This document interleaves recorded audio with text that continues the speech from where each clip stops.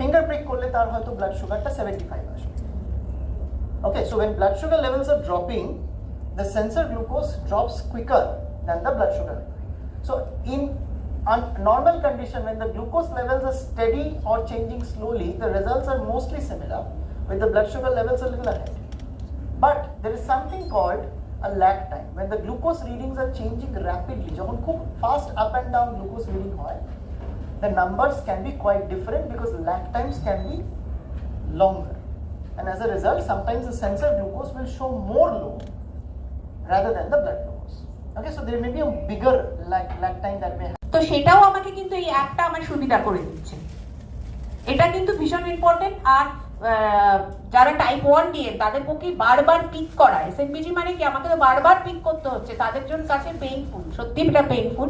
আর এটা হচ্ছে একদম পেনলেস ডিভাইস, যেখানে তুমি সুন্দর করে তোমার প্যাটার্নটা বুঝতে পারছো, গ্লাইসেমিক ভেরিয়েবিলিটিটা বুঝতে পারছো।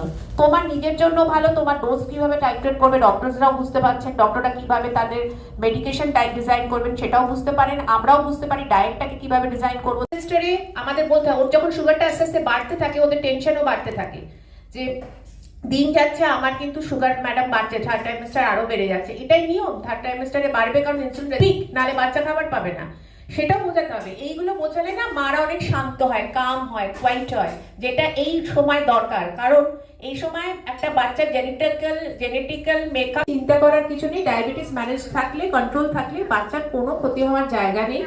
বাচ্চা একটু বড় হবে, কেন বড় হবে সেটাও আমরা মাকে একদম প্রথম কাউন্সিলিং এ বুঝিয়ে দিই, যার ফলে পেশেন্ট অ্যাসিওর্ড থাকে যে না